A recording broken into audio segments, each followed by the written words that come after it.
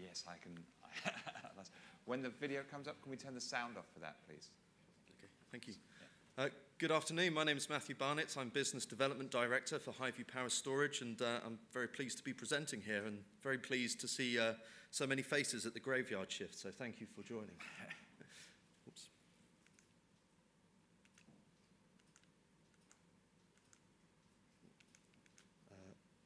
Where's the presentation? I do have it on memory stick, if just in case this was to happen. Thank you. Okay, is that 2 minutes out of my 5? Or no, we can. It's best to check. Yeah. I could always try and talk about Auxagrid, but I'm not sure that's probably not a sensible thing to do. So I'll wait patiently for the. Thank you, Matthew.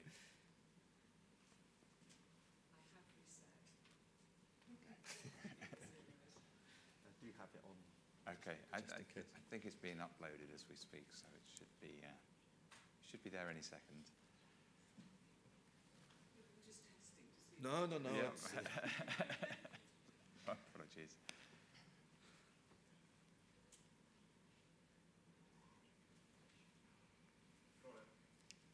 Okay. Yay! I'd be pleased to know that's not the first time this has happened, so it's all part of the script. I know.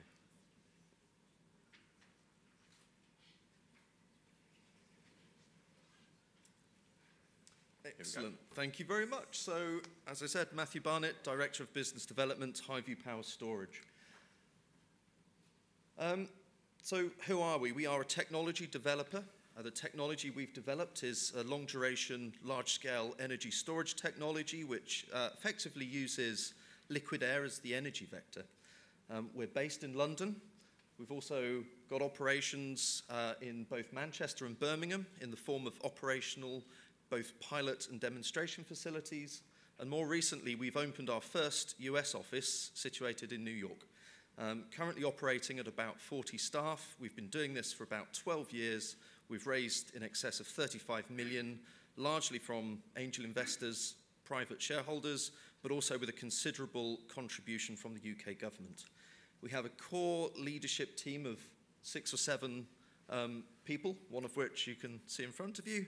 And we have quite a large board of non-executive directors. The core leadership team's experience is largely from the power sector, oil and gas sector, investment banking, and also project delivery. So there's a broad, deep network there. That's allowed us to go out to the marketplace and interface and interact with big blue chip companies. These are the people that will deliver the technology and that, in fact, have helped us deliver the first 2 facilities in the world. So what is it?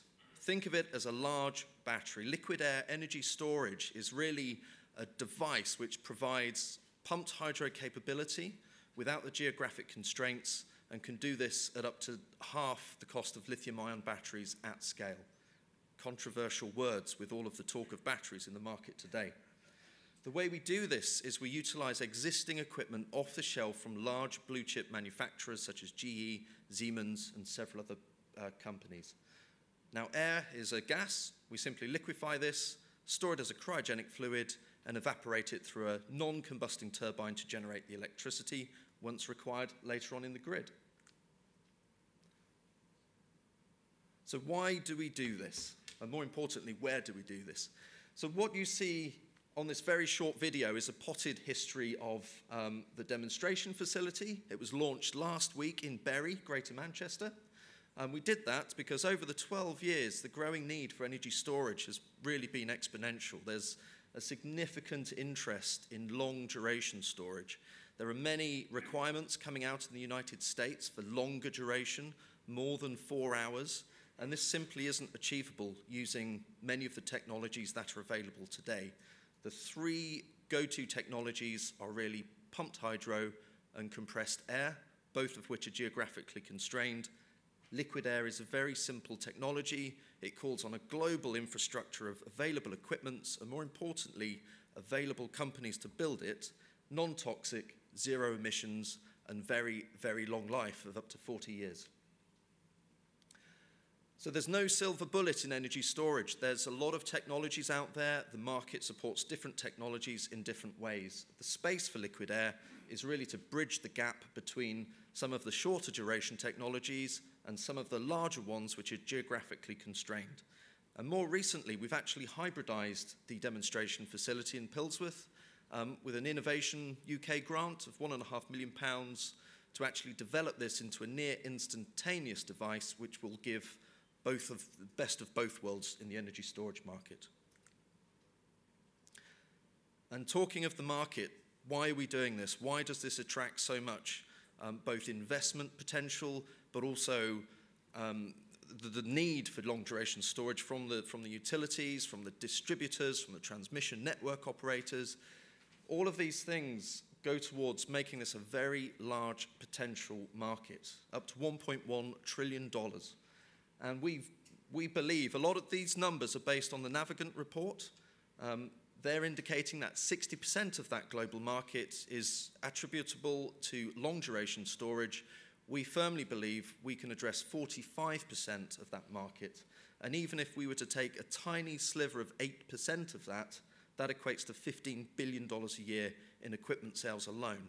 That is why we're still talking to the OEMs, the GEs, the Siemens, and the big blue chip manufacturers. And quite simply, there's just not too many options out there.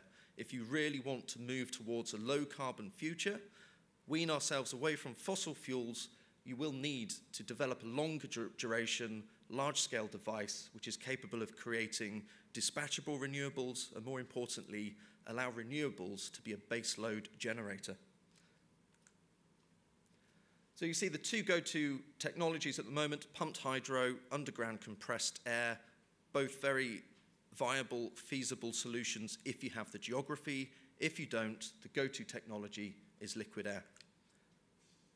So a very potted snapshot of what our fundraise is. For those of you who are seriously interested, we are doing a growth scale-up phase this summer, and IM will be available, but the two flavors investment we're searching for at the moment is a top co-investment of around $15 million and also a project fund to accelerate the commercialization of this technology for around $50 million, with nearly half of that being expected to come from one of our pre-existing or possibly future existing channel partners.